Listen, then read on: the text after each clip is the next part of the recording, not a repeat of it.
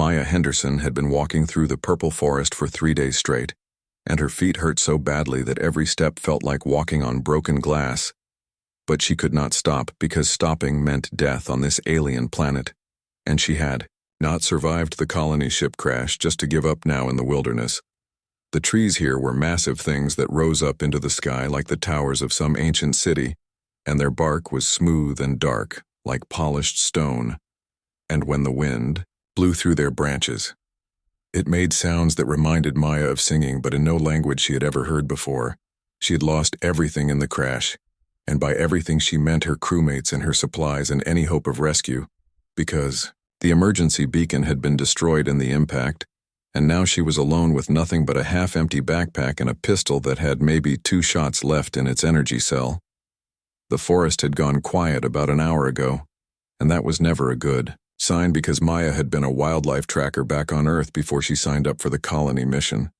And she knew that when the forest went silent, it meant something big and dangerous was moving through, and all the smaller creatures had the good sense to hide.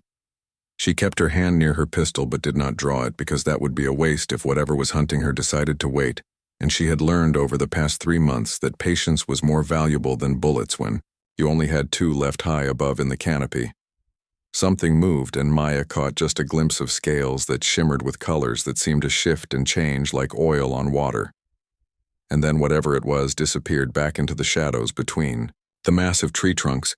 Her heart started beating faster, but she forced herself to keep walking at the same steady pace, because running would trigger the chase instinct in whatever was up there, and she did not like her chances in a foot race with something that could move through the trees like smoke. The trail she was following wound between enormous roots that jutted up from the ground like the ribs of some buried giant, and the undergrowth was thick with plants that had leaves like purple glass and flowers that glowed faintly in the dim light that filtered down through the canopy. Maya had been heading north for 3 days, because north was where the emergency maps had said the nearest human settlement was supposed to be. But she was starting to think those maps were wrong or outdated, or based on surveys that had been done from orbit, and had missed important details like the fact that the forest was full of things that wanted to eat humans. Something rustled in the bushes to her left, and Maya spun around with her hand on her pistol.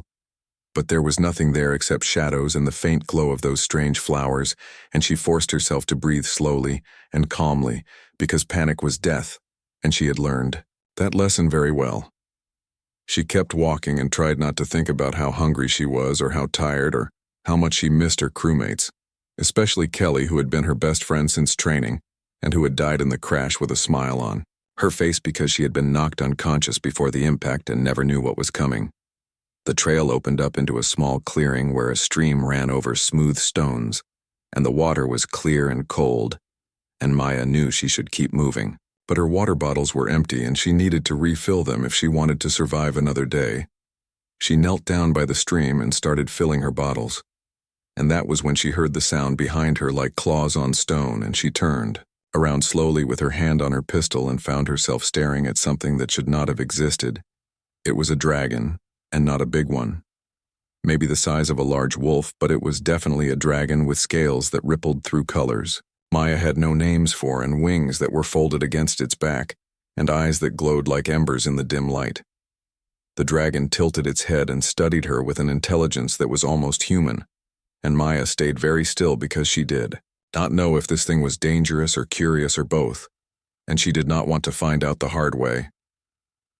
Behind the dragon, a woman stepped out of the shadows, and Maya realized with a shock that she was not human, because her ears were pointed and her eyes glowed with an amber light, and her skin seemed to shimmer with a faint starlight glow. The elf woman was tall and lean with silver hair that fell past her shoulders, and she wore clothing made from some kind of leather that seemed to shift colors to match the forest around her, and at her belt hung a knife that looked like it had been carved from a single piece of crystal. She smiled at Maya, and it was not a friendly smile because her teeth were just a little too sharp and her eyes were just a little too bright, and when she spoke her voice had an accent that Maya could not place. "Keep looking and I will pounce," the elf woman said in perfect English, which surprised Maya because she had not expected the natives of this planet to speak her language. Maya slowly stood up and kept her hands away from her pistol because she had the feeling that drawing it would be a very bad idea, and besides, the elf woman had a dragon, and Maya only had 2 shots, and she did not like those. Odds behind the first dragon. A second one emerged from the forest, and this one was limping slightly and favoring its left front leg.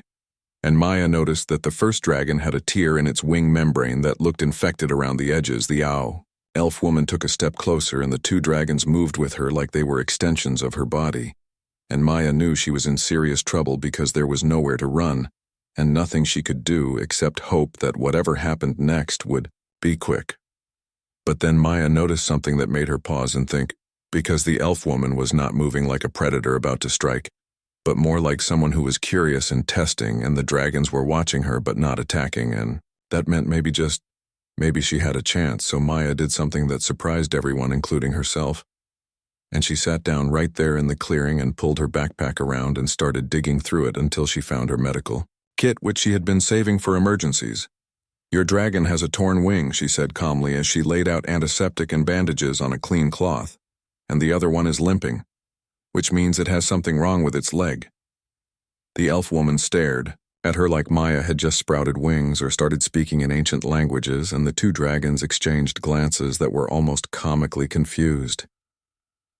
"You should be running," the elf woman said, and there was something in her voice that might have been respect or disappointment, should I, Maya asked as she looked up and met those glowing amber eyes without flinching, because she had decided 3 months ago that if she was going to die on this planet, she was going to die doing something useful. "Your dragons are hurt, and I can help them," she said simply. "And maybe if I help you, then you will not kill me, and we can both go about our business." The silence that followed was so thick, Maya could almost taste it. And somewhere far off in the forest, a bird made a sound like wind chimes breaking, and she wondered if that was a good sign or a bad one, but decided it did not matter because she had already committed to this course of action. The elf woman studied her for what felt like an hour but was probably only 30 seconds, and Maya could see her thinking behind those glowing amber eyes and weighing options and trying to figure out if this human was insane or clever or both. Then the elf woman made a clicking sound with her tongue, and the dragon with the torn wing stepped forward cautiously, with its head low and its body tense like it was ready to spring back at any moment. Maya held perfectly still and let the dragon approach at its own pace, because she knew, from her years working with animals back on Earth, that forcing contact was the fastest way to get bitten or clawed, or in this case probably incinerated. The dragon sniffed her hand, and its breath smelled like copper and ozone and something else that reminded Maya of thunderstorms, and when it decided she was not an immediate threat, it settled down on its haunches and extended its injured wing. "Good boy," Maya murmured, even though she had no idea if the dragon was male or female, and she gently took hold of the wing membrane and examined the tear, which was worse than she had thought, with the edges already turning dark and showing clear signs of infection. "This is going to sting," she warned as she opened the antiseptic, and the dragon made a sound like a kettle whistling but held still while Maya cleaned the wound thoroughly. The elf woman had moved closer and was watching with intense focus, and her hand was on the crystal knife at her belt, but she had not drawn it, which Maya took as a good sign. "What is your name?" the elf woman asked, and her voice had lost some of its threatening edge. "Maya Henderson," Maya said as she worked, "and I was a wildlife tracker and veterinary assistant back on Earth before the colony ship crashed." The elf woman nodded slowly like this information made sense to her, and Maya wondered how much the natives of this planet knew about the human colonists and how long they had been watching before the crash. "I am called Lyra," the elf woman said, "and these are Ash and Ember, and we have been tracking you for 2 days. Maya paused in her work and looked up at Lyra with surprise, because she had not realized she was being followed for that long, and it made her wonder why Lyra had waited until now to reveal herself. "Why did you wait?" Maya asked as she applied butterfly bandages to hold the torn edges of the wing membrane together. "Because I wanted to see what kind of human you were," Lyra said simply, "and whether you would lead me to others of your kind or whether you were alone. And now you know," Maya said as she carefully wrapped the wing so Ash could not reopen the wound. "And now I know," Lyra agreed, and there was something in her tone that Maya could not quite read. Second dragon Ember limped forward without prompting. Once Ash backed away, and Maya could see the problem immediately, because the dragon was favoring its front left leg and holding it at an awkward angle.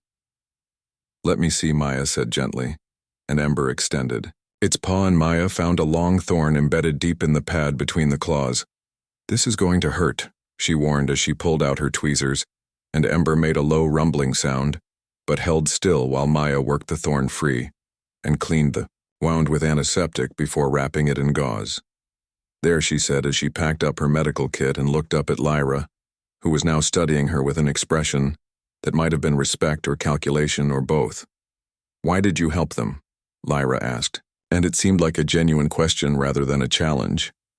"Because they were hurt," Maya said with a shrug, "and because everything on this planet has been trying to kill me for 3 months, and I am tired of fighting, and because maybe kindness is worth more than bullets." Lyra laughed, and it sounded like wind chimes and breaking ice mixed together, and she extended one long-fingered hand to help Maya to her feet. "You are either very brave or very stupid," she said with a smile that was warmer than before.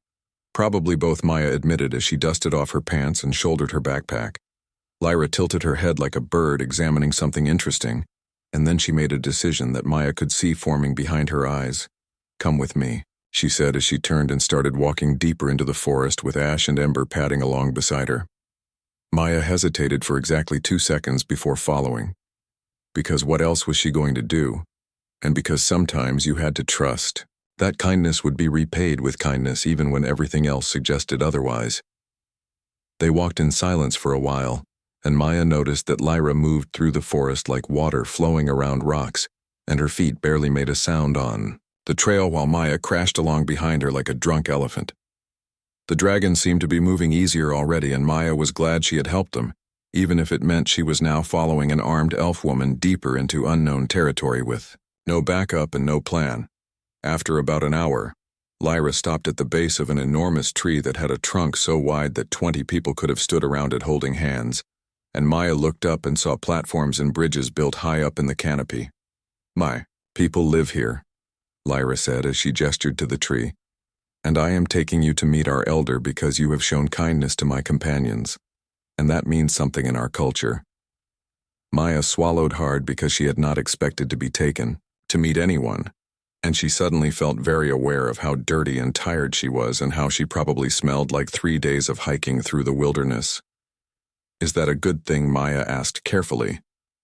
"That depends," Lyra said with a slight smile, "and whether you continue to be brave or stupid."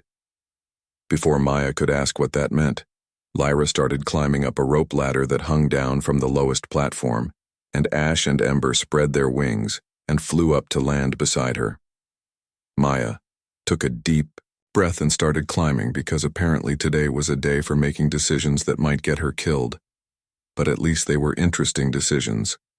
When she reached the platform, she found herself surrounded by elves who had stopped what they were doing to stare at the human who had just climbed into their village, and Maya tried not to think about how many crystal knives and bows she could see.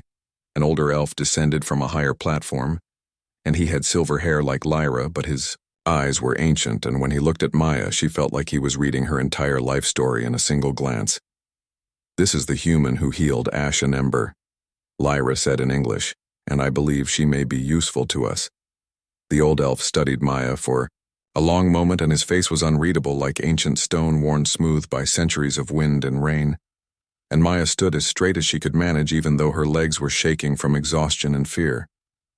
"Did she now?" the old elf said finally, and his voice was deep and resonant like the sound of drums echoing in a cave. And when he spoke, the other elves around them seemed to relax slightly, as if his tone had told them something important.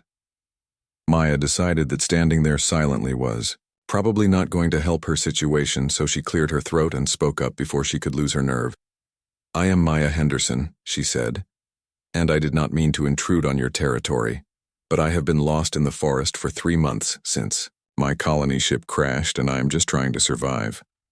The old elf raised one elegant eyebrow and glanced at Lyra, who nodded in confirmation. "She speaks the truth," Elder Kalis, Lyra said, "and I have been tracking her for 2 days, and she has shown no signs of aggression or deceit, and when she saw that Ash and Ember were injured, she offered help instead of running."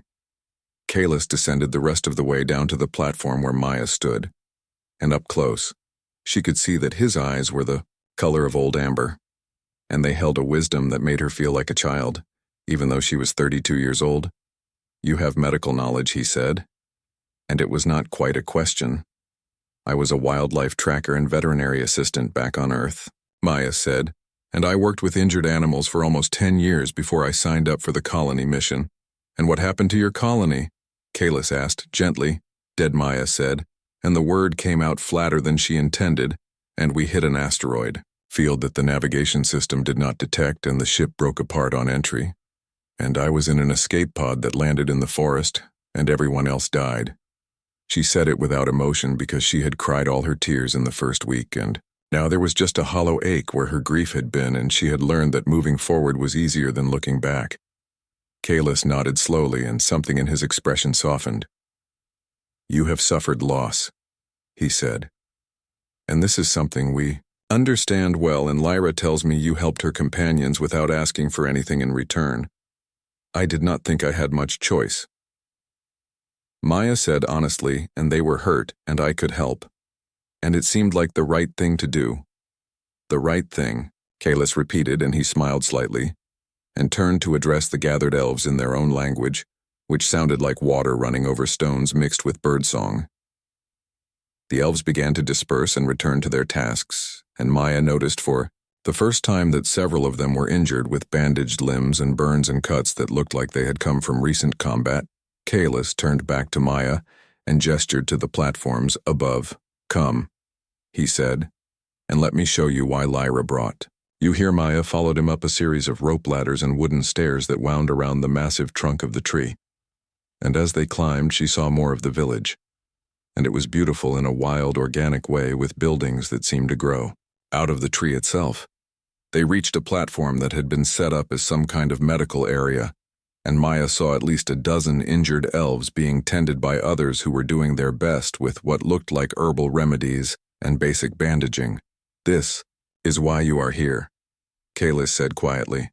"And 3 weeks ago we were attacked by the creatures from the dark forest, and we lost many warriors, and many more were injured, and our healers are skilled, but they do not have knowledge of treating wounds.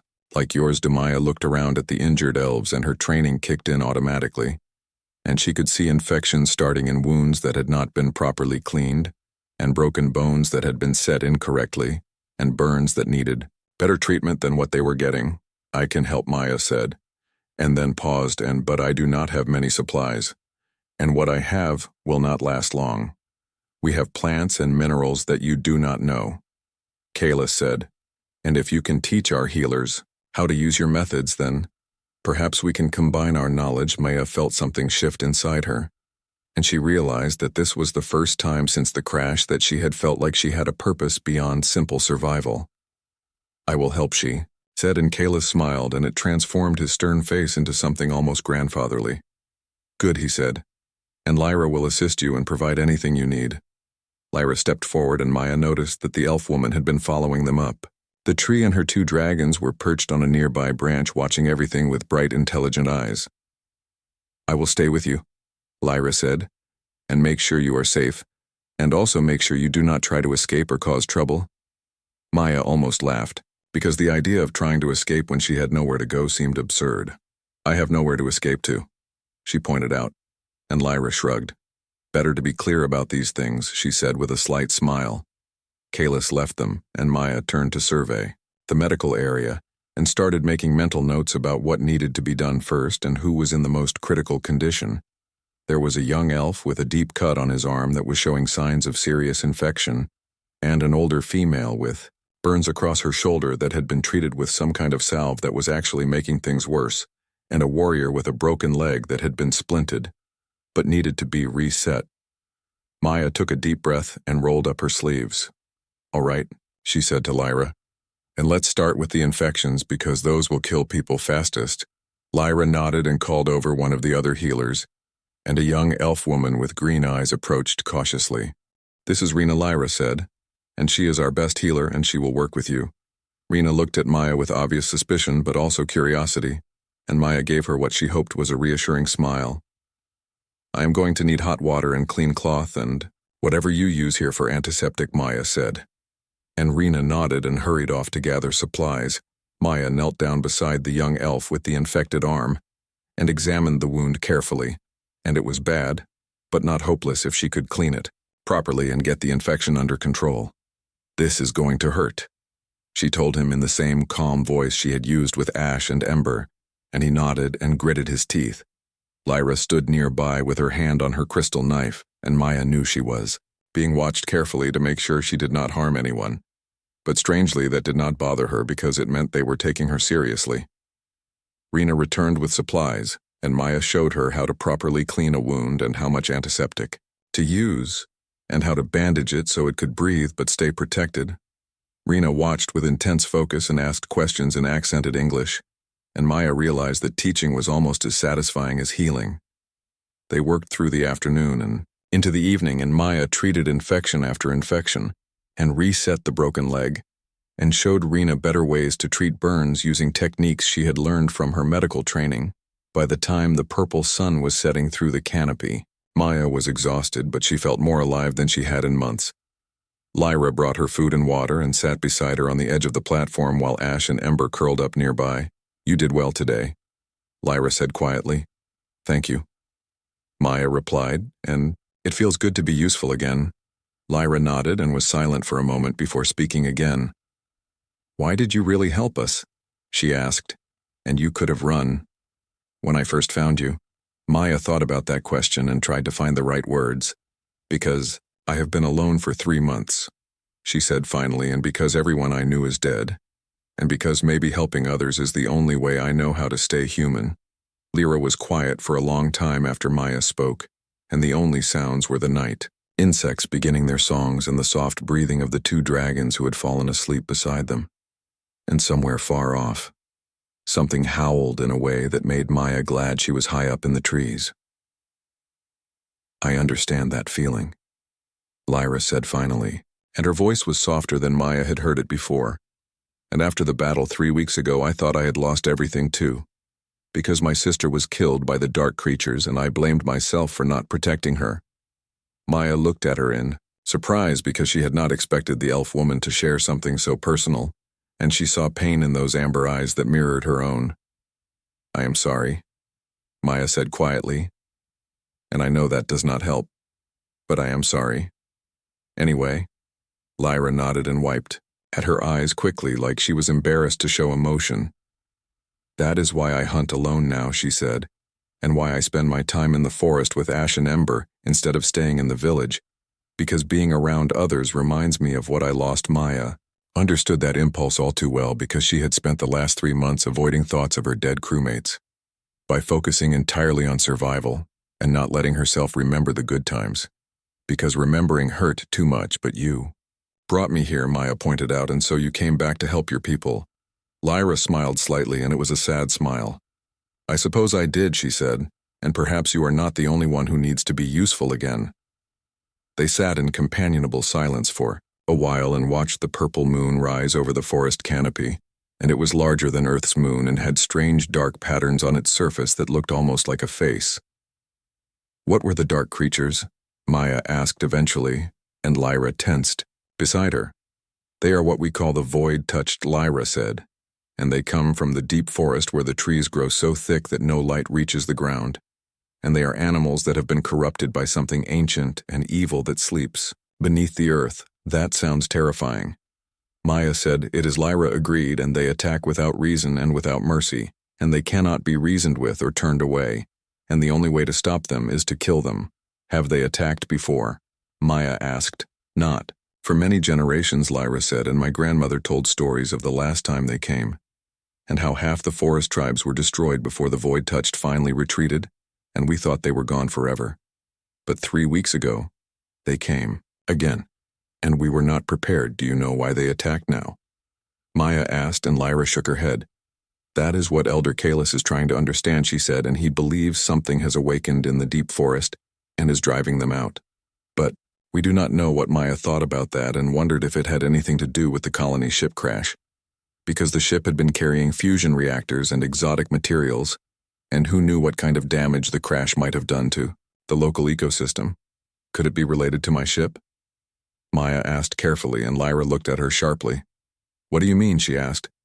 My ship crashed 3 months ago, Maya said, and it was carrying powerful energy sources and dangerous materials, and if it came down in the deep forest, it might have disturbed something. Lyra was quiet for a moment, and then she stood up quickly. We need to tell Kalis, she said, and this could be important. They climbed up through the village to the highest platform, where Kalis had his dwelling, and Lyra knocked on the wooden frame and called out in her own language. Kalis emerged looking tired, but alert, and when he saw Maya and Lyra, his expression became concerned. What is wrong, he asked. The human thinks her ship might have crashed in the deep forest, Lyra said, and it carried dangerous materials that could have awakened the ancient evil. Kalis looked at Maya with sharp focus and gestured for them to come inside. Tell me everything, he said. Maya explained about the colony ship and the asteroid field, and how the ship had broken apart and how her escape pod had landed in the forest. But the main section of the ship had continued on, and she had no idea where it had gone down. Do you know what direction? It went, Kalis asked. Northeast, Maya said, and I saw it falling as my pod descended, and it was definitely heading deeper into the forest. Kalis exchanged a look with Lyra that Maya could not read. The deep forest is to the northeast, he said quietly, and if your ship crashed there and damaged the earth, then it could have disturbed what sleeps below. What sleeps below? Maya asked, and she was not sure she wanted to know the answer. Something old, Kalis said, and something that should never be awakened. And our legends say it is a creature from the time before time, and it dreams of darkness and corruption. And when it stirs, the animals of the forest become void-touched and attack everything living. That is a terrifying bedtime story, Maya said, and Kalis smiled grimly. It is not a story, he said, and it is real, and if your ship has awakened it, then we are all in grave danger. What can we do? Maya asked. First, we need to know if the ship is truly there, Kalis said, and Lyra, you will take a scouting party into the deep forest and confirm the location and assess the damage. I will go with her, Maya said, and both Lyra and Kalis looked at her in surprise. That is not necessary, Kalis said, and it will be dangerous. It is my ship, Maya said, and my responsibility. And besides, I know what to look for, and I can tell you if the reactors are damaged or if there is contamination. Lyra looked like she wanted to argue, but then she nodded slowly. She is right, she said, and we will need her knowledge, and I will keep her safe. Kalis studied them both for a long moment and then sighed. Very well, he said, and you will leave at first light, and take Rena with you as well, because if there are injured, you will need her skills. Maya felt a flutter of nervousness because she had not been back to the crash site of her escape pod, let alone tried to find the main ship. But she knew this was important, and she owed it to the elves who had taken her in. They left Kalis and returned to the medical platform where Maya had been assigned a small sleeping area, and Lyra sat with her while Ash and Ember settled down nearby. Are you sure about this? Lyra asked. And the deep forest is not like the forest you have been traveling through, and it is darker and more dangerous, and full of things that want to kill you. I am sure, Maya said, even though she was not sure at all. But I caused this problem and I need to help fix it. You did not cause it on purpose, Lyra pointed out. No, Maya agreed. But that does not make me less responsible. Lyra smiled, and it was a real smile this time, without the edge of threat or calculation. You are brave, she said. And stupid, but also brave. I will take that as a compliment, Maya said, and Lyra laughed. Get some sleep, she said. And tomorrow will be a long day. Maya lay down on the woven mat that served as a bed and tried to calm her racing thoughts. But sleep was a long time coming because she kept thinking about ancient evils and crashing ships, and the fact that she had volunteered to walk into the most dangerous place on this planet. But she had also found people who needed her, and a purpose beyond survival, and somehow that made the fear easier to bear. When she finally slept, she dreamed of her dead crewmates, and they were smiling at her and telling her she was doing the right thing. And when she woke up in the purple dawn, she felt ready for whatever came next. Maya woke to find Lyra already awake and preparing gear for the journey, and Ash and Ember were stretching their wings and looking much healthier than they had the day before. And the village was coming alive with the sounds of elves starting their morning routines. Rena appeared with food and supplies, and she looked nervous but determined, and Maya realized the young healer had probably never been to the deep forest before and was as scared as Maya felt, but was trying not to show it. "Eat," Lyra said, as she handed Maya a bowl of something that looked like purple grain mixed with nuts, and it tasted better than it looked, and Maya was grateful, because she had no idea when they would eat again. Elder Kalis came to see them off, and he brought 2 other elves, who were warriors by the look of their weapons and their scarred hands, and they would be coming with them as protection. "The deep forest is 3 days' journey from here," Kalis said, "and you will know when you reach it because the trees grow so close together that the canopy blocks out the sun, and the air feels heavy like before a storm, and once you enter you must be careful because the void-touched hunt." There Maya shouldered her backpack and checked her pistol, which still had 2 shots in it, and she hoped she would not need to use them, but she felt better knowing it was there. They descended from the village and started walking northeast, and Lyra led the way with Ash and Ember scouting ahead, and the 2 warriors whose names were Darren and Kelsey walked behind Maya and Rena with their bows ready. The forest was beautiful in the morning light, and the purple leaves caught the sun and glowed like stained glass, and birds sang in languages Maya would never understand, and for a moment she could almost forget they were walking toward danger. They walked all day and stopped only briefly to eat and drink, and Maya noticed that Lyra moved differently now, and her eyes constantly scanned the forest, and her hand never strayed, far from her crystal knife. By evening they had covered an impressive distance, and they made camp in a clearing where a stream provided fresh water, and the warriors took turns keeping watch while the others slept. Maya sat with Rena and showed her more medical techniques, and the young healer was a quick learner and asked intelligent questions, and Maya found herself enjoying the teaching more than she expected. "You are a good teacher," Rena said, "and I am glad you came to help us." "I am glad too," Maya said, "and it feels good to be part of something again." Lyra joined them, and Ash and Ember curled up close by, and the elf woman looked tired, but alert. "Tomorrow we will reach the edge of the deep forest," she said, and once we enter we must move, quickly and quietly, because the void-touched will sense us." "What do they look like?" Maya asked. "Like animals, but wrong," Lyra said, "and their eyes glow red, and their bodies are twisted, and they move in ways that should not be possible, and when they attack, they do not stop until they are dead or you are." "That is comforting," Maya said dryly, and Lyra smiled slightly.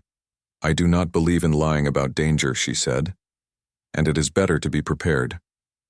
They slept in shifts, and Maya took the middle watch with Darren, and the warrior taught her some basic words in the elf language, and she taught him some English, and they passed the time in quiet conversation while the forest breathed around them.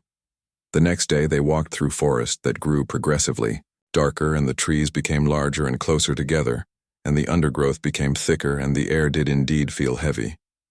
Like Kalis had said, by afternoon they reached the edge of the deep forest, and Maya understood immediately why it was feared, because ahead of them, the trees grew so close that their trunks touched, and their canopy was so thick that almost no light penetrated, and the darkness beyond looked solid.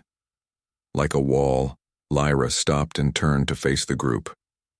"Once we enter, stay close," she said, "and do not wander off, and do not make unnecessary noise, and if I tell you to run, then you run without question." Everyone nodded, and Maya felt her heart beating faster, and she gripped her backpack. Straps tightly, Lyra led them into the darkness, and it was like stepping into another world because the temperature dropped immediately, and the sounds of the normal forest disappeared and were replaced by an oppressive silence that pressed in from all sides. They moved through the deep forest for hours, and Maya lost track of time because there was no sun to mark its passage, and the only light came from the faint bioluminescence of mushrooms and insects and the glowing eyes of Ash and Ember. Then Lyra stopped and held up her hand, and everyone froze. Ahead through the trees, Maya could see a faint orange glow, and as they got closer, she realized with a shock that it was the wreckage of the colony ship, and the hull had split open, and the exposed reactors were still giving off light and heat. The ship had crashed into a massive crater, and Maya could see that it had torn through the earth and exposed layers of rock and strange crystalline formations that pulsed with a sickly green light. "This is bad," Lyra whispered. "And look at the ground." Maya looked and saw that the plants around the crater were twisted and wrong, and the trees had dark veins running through their bark, and even the air felt corrupted and tainted. "We need to get closer," Maya said, "and I need to see if the reactors can be shut down." Lyra nodded and they moved carefully down into the crater, and as they got closer, Maya could hear a low, thrumming sound that came from deep underground, and it made her teeth ache. The reactors were damaged, but not destroyed, and Maya could see that they were leaking radiation and exotic particles into the ground, and that was definitely bad. But what was worse was the massive crack in the earth beneath the ship that seemed to go down forever. Something moved in the crack, and Maya caught a glimpse of something vast and ancient and covered in that same green pulsing light, and she understood with horrible clarity that this was what slept beneath the earth, and the crash had awakened it. "We need to leave now," Lyra said urgently, and her eyes were wide with fear, and Ash and Ember were making distressed sounds. "But the reactors," Maya started to say, "can wait," Lyra said. "And that thing down there is waking up, and if it fully awakens, we will all die as..." If in response to her words, the thrumming sound grew louder and the ground began to shake. And from the crack emerged creatures that had once been forest animals but were now twisted and corrupted, and their eyes glowed red, and they moved with jerking unnatural motions. "Run," Lyra shouted, and everyone scattered. Maya ran with Rena beside her, and behind them, she could hear the void touched, giving chase, and their howls were sounds that should never come from living throats. Darren and Kelsey turned and fired arrows and bought them precious seconds, but there were too many creatures, and they kept coming. Lyra and her dragons fought a rear guard action, and Ash breathed fire, and Ember used its claws, but the void touched seemed to feel no pain, and they pressed forward relentlessly.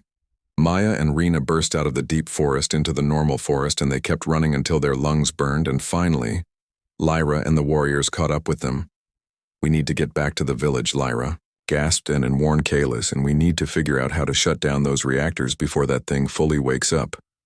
They ran through the forest for 3 days straight, stopping only when they absolutely had to, and when they finally reached the village, Maya collapsed on the platform and could barely breathe. Kalis came to them immediately, and his face was grave as Lyra explained what they had found. "Then we have very little time," he said, "and the ancient evil is waking, and soon it will send an army of void touched against us, and we must be ready." Maya raised her head and looked at the gathered elves. "I can shut down the reactors," she said, but I will need help and equipment, and we will have to go back into the deep forest." Lyra looked at her like she was insane. "You want to go back?" she said. "I have to," Maya said, "and this is my fault, and I am the only one who knows how to fix it. And if we do not stop this, that thing will destroy everything." Kalis studied her for a long moment, and then he nodded. "Then we will help you," he said. "And because you have helped us, and because sometimes the bravest thing is to face what we fear."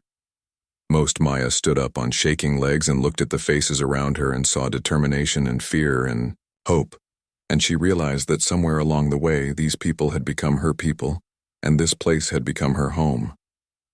"Then let's save it," she said, and Lyra smiled and placed a hand on her shoulder.